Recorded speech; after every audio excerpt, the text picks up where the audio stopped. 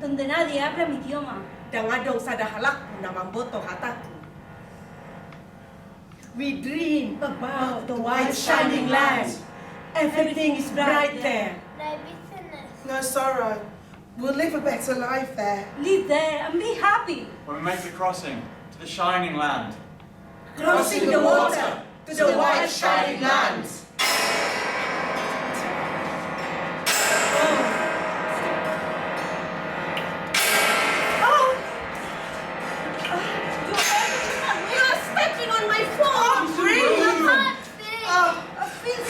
I'll be quiet! Stop! It's no good arguing, no good fighting. That won't get us anywhere. But we're making this crossing together. We must stay together. And if we're going to stay together, we have to learn how we came to be to this crossing.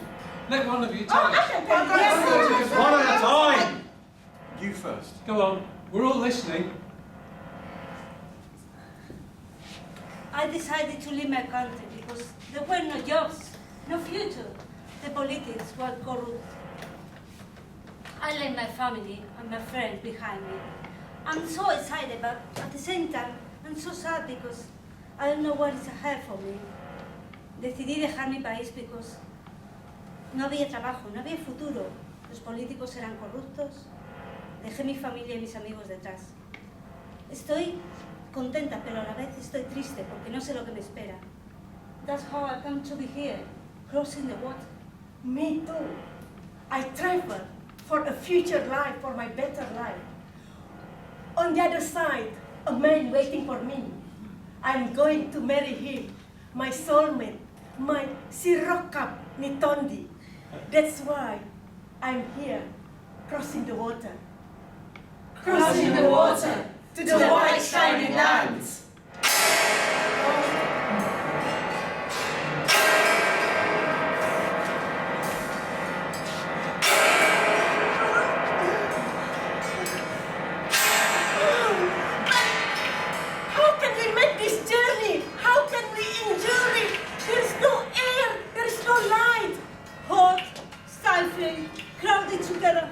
The rocking motion of the ship is making me sick.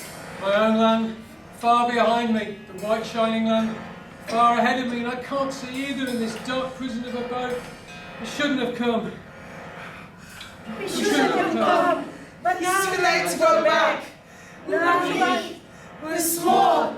We won't survive the journey. We'll die before we reach the white shining land. Weak, small, afraid, of course we are. But that doesn't mean we're going to die. It doesn't mean we can't make the journey. I'll tell you. Come even closer. Now listen. What? What to listen to? I can't hear anything. Oh, can't you hear it? Hear what? I can't hear it. There's nothing to hear. Listen closer. Shut your eyes and listen harder.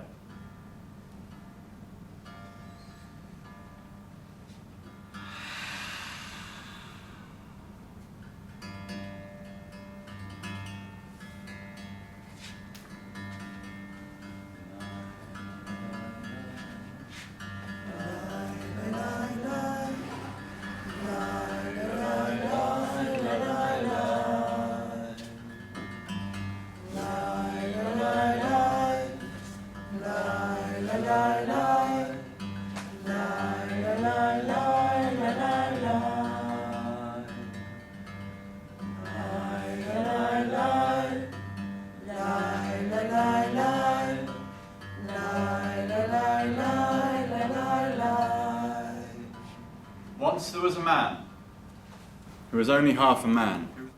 He had just exactly half of everything. And from time when he was born to when he became a man, the people of his village mocked him, jeered at him, ridiculed him, tormented him, because he was only half a man. Half a man? What use is half a man to us? What use is half a man to anybody?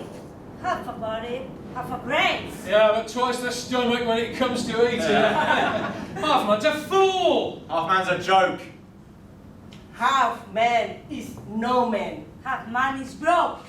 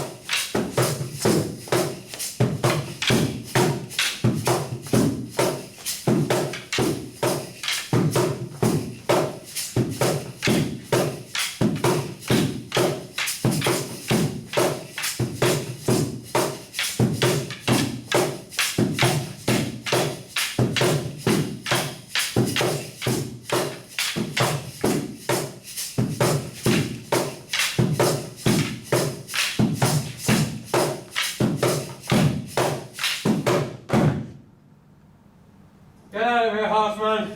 Leave this village and never come back. We told you to go away and never come back. Half a man is a fool. Half man's a joke. Half man is no man. Half man is broke. So Halfman left the village. He travelled far away. He left behind the green valley of his birth and went high into the mountains. It was cold and nothing grew there. There were steep rocks.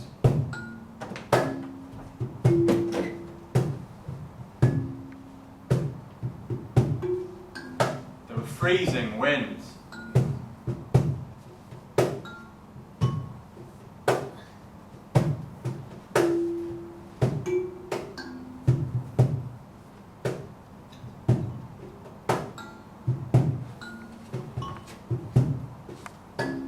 The air thin, the light fierce. Half-man was lonely. He was frightened and he was hungry. And he feared he might die there, among the mountains. But then he came to a lake, a deep lake between high cliffs. And the water of this lake was so clear and so still that when he looked into it and saw himself looking back out of it, he saw twice the man, no longer half a man, but double the man. And half man spoke aloud, and his voice thundered through the mountains. I'm not a half man anymore. I'm not a half man anymore. I'm twice the man I was before. I'm twice the man I was before. Twice the brains and twice the balls. Twice the brains and twice the balls. Now we'll see who rises and who falls. Now we'll see who rises and who falls. Then he left the mountains and travelled back to his village. And when the villagers saw him there, they gathered around him. With Stones in their fists. Why you come back? We told you to leave and never come back. Get out of here is what we said. Get out of here or you'll be dead. Get out of here, half man. Or you'll breathe your last breath. Get out of here, half man, or we'll stone you to death. Wait, listen. Hear what I say. I've come back to help you. I know a place where the cattle are huge, twice as big as your cattle. Come with me and I'll show you. If you find out I'm lying, then you can kill me. Come with me. Bring your own cattle. And then you can see the truth for yourselves. The villagers took them cattle. They followed half-man into the mountains. It was cold and nothing grew there. There were steep rocks and freezing winds. The air thin, the light fierce. Their bodies froze. Their feet bled. Shivered and moaned. They ached and groaned. They wanted to kill Halfman. Throw his body onto the rocks. They were going to kill him. But then he stopped and called out. Oh, we're here. Look, this is the place. Down there you can see them, huge cattle. Come closer, look down and see for yourselves.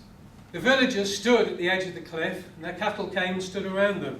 They looked down into the clear, still water, and saw the reflections of their cattle looking back up at them. Gigantic cattle, huge cattle. But how come they want to get them? How can they brought them up out of this deep water? Oh, that's easy. Just go down and bring them up. Jump in and bring them out of the water. You're not scared, are you? Strong, fearless people like you. You're not scared of a little water. The villagers looked down into the lake. They were afraid, but they are not going to show it. Especially not to Halfman. And besides, they wanted those cattle. They wanted those huge cattle all for themselves. One man jumped. Down he went into the freezing water. It pulled at him and he went under. Then up again, waving his arms, calling for help. The other story was calling them to follow. They followed, one after another, into the freezing water that froze their limbs and dragged them down until the last of them was gone and the water was clear again, still and silent. Halfman laughed.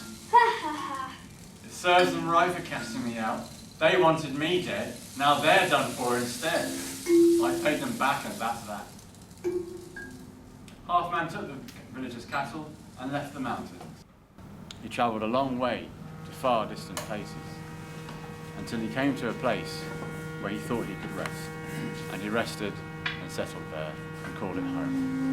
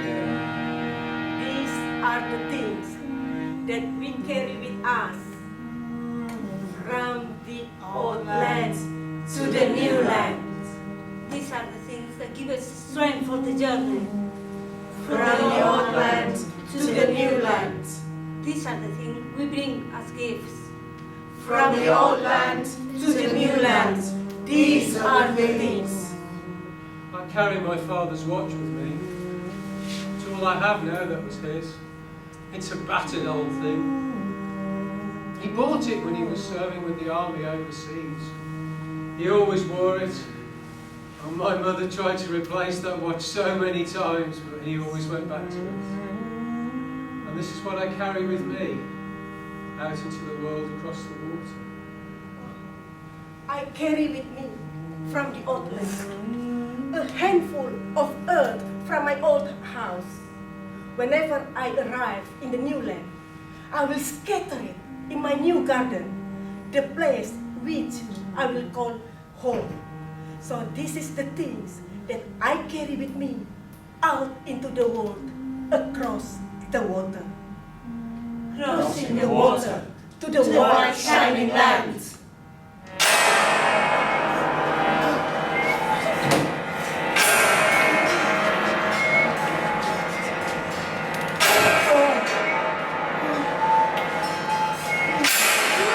What is it? What's happening? What's happening to the ship? Did we hear something? This is a storm! Yeah, it's a storm. It's a terrible storm. Oh, wind screaming, waves crashing, huge waves crashing over the ship. Oh, the sea's angry. And the spirits of the sea are raging like furies. The gods of the sea, like demons howling. The spirits of the sea coming to drown us. No, listen to me. Listen, stop, listen. The spirit of the sea won't harm us. The spirit of the sea will protect us. Have faith. Trust. Stand firm. How can we have faith if the winds scream? How contrast with the waves? What? How can we stand firm when the sea rocks the ship and sends us tumbling? Listen. Listen to me. Listen to the story. The story of Silver Star. Silver Star and the spirit of the sea.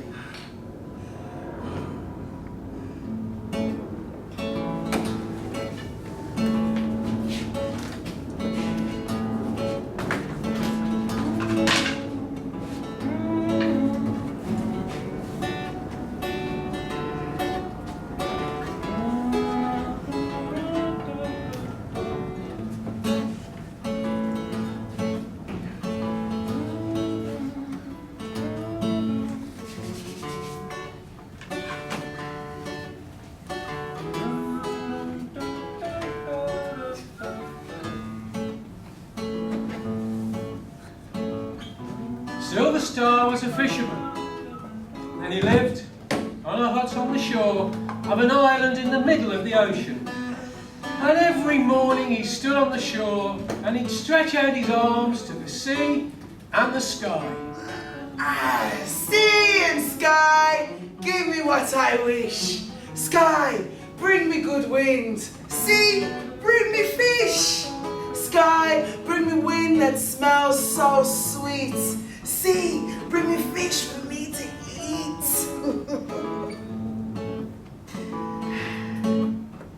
The greatest fisherman of us all. The greatest fisherman of us all. Now the sea around the island where Silver Star lived was blue and clear and calm, and the fishing there was good. But beyond the island there was a reef, and the fishing beyond the reef was better. But the sea beyond the reef, well, that was wild and dangerous, unpredictable and treacherous. There were strong currents, deadly whirlpools, and a wind that whipped the waves to furies. The fish there were bigger and tastier, and sometimes the fisherman would go out to catch those fine, big, tasty fish. But the current would drag at his boat, and the whirlpool would swirl around him, and the waves would heave and pound and crash, and the fisherman would be flung out of his boat into the wild, deadly waves. Help! Silver Star! Help me! I hear you, and I will save you. And Silver Star swam out from the shore through the clear, calm water into the deep, wild water. And although the current dragged at him and the whirlpools swirled around him, he drove on fearlessly through the waves. And at last, the fisherman was saved.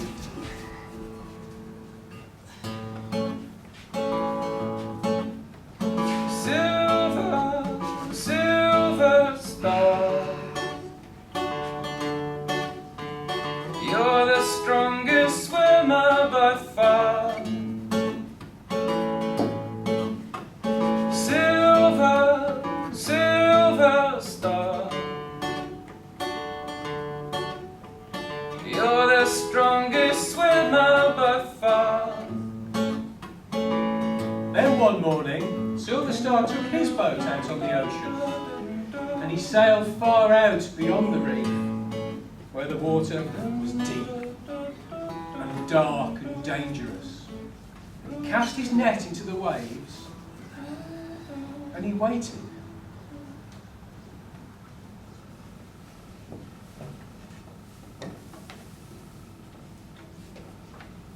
And he took hold of his net, and he began to haul it in. And it was heavy, and he never felt such a weight. It dragged at his arms. The boat leaned over. So he pulled, and he pulled, and he hauled it to the surface, and he thought he would see it filled with fish. But it wasn't filled with fish. It was a monster! A horrible creature! Long, slimy body, wicked-looking pincers, bulging eyes, a face filled with jaws. That's what he dragged to the surface. That was the thing in the net, gaping up at him, snarling and slobbering, reaching out to him with his writhing arms. He cried out in terror. He let go of the net, and the thing went sinking back into the waves. He took up his oars and rowed back to the shore. He dragged his boat onto the beach, ran into his hut, slammed the door shut and locked it. Now Silver Star no longer goes out on the shore. He doesn't go out in his boat anymore. And the sea's grown angry, and the sea's grown wild, but Silver Star just stays inside, afraid to go out, afraid of the sea. While all the people are wondering where he can be. Silver Star, can you hear us crying? People are drowning. People are dying. He doesn't hear us. He shuts his ears. His mind is filled with horrible fears. Terrible visions of beasts from the deep that plague his days and haunt his sleep. The ghosts of all those saved come rising towards him from beneath the waves. The ghosts of all those lost and drowned come rising towards him to drag him down.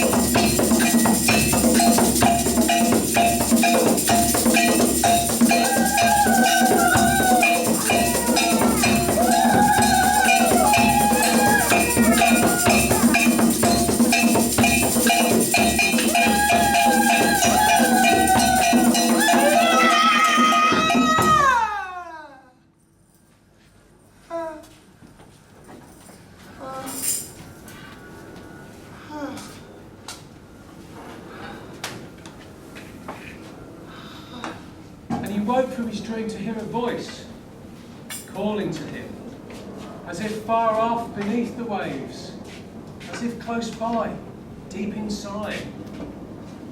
Come to me, Silver Star. I'm waiting for you here. I'm Mami Wata. Save your people. Come to me. Come to me. It was early morning. Silver Star went outside. He stood on the shore watching the sunrise. Then he dragged his boat down to the waves and began to row out to sea. And all he could hear was the voice calling, the voice of his dream was calling to him. Come to me, Silver Star. I'm Mami Wata. Save your people. Come to Mami Wata. Silver Star rowed across the reef into the wild, dangerous water where the sea heaved and the wind screamed and the waves boiled and lashed and churned. And there, riding through the waves, he saw the spirits of the drowned, the spirits of the dead reaching out to him, their voices crying out to him, "Save us, Silver Star, save your people. Don't leave us here in the cold ocean. Let us live on land once more. Let us live, now and for all time." And then, rising up amongst the drowned and the dead, he saw Mami Wata, her arms reaching out to him, her voice crying out to him. To me, Silver Star. come to Mami Wata. Come to my arms and save your people. Be the savior of your people. Be the spirit of the sea. Save your people. Give yourself and live beneath the ocean. Give yourself for now and all time. And Silver Star stood up on his boat, stretched out his arms to the sea and the sky, closed his eyes, gave a cry, and leapt from his boat into Mami Wata's arms. And then he was gone beneath the ocean. And the wild waves grew calm, and the sea became gentle, and the drowned and the dead rushed back across the waves, back to land, where they became living men again. And they told what had happened to Silver Star and how he'd given himself to save them, and that he was out there now, the spirit of the sea, wrapped in Mami Wata's arms. And now, whenever the sea grows stormy, and wild and dangerous, Silver Star's spirit rises from the ocean, and his silver light flashes across the wave tops, and the storm passes, and the water becomes calm, and the safe passage for all who go out on the sea.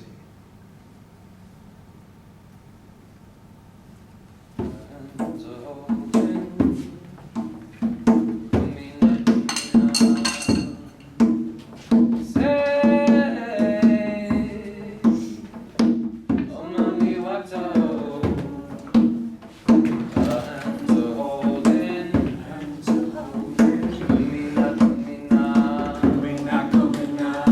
Say, oh Mami Wata, hands are holding me now. Say, oh Mami Wata, Oh, Mami Wata. The storm passed. The waters are calm now. We have safe passage. Yeah. Look. Look there. What is the light over there? In the dark. The silver light there. Do you see it? Yes, I see it. Bright. Shining. Flashing across the wave tops, lighting up the whole sky. It's the white, shining light. But listen. What are those noises? What are those shadows? Those figures? Who are they? What are they saying? What are they calling out? What are they saying to us? Welcome. That's what they're saying. You've had a long journey. You must be weary.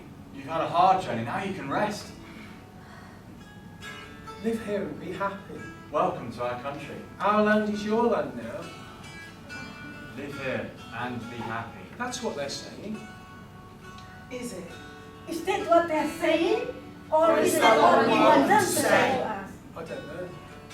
Are you sure? I'm afraid. I don't know what to do. We don't know what to do. Say something to them. Speak to them. Go forward. Tell them who you are.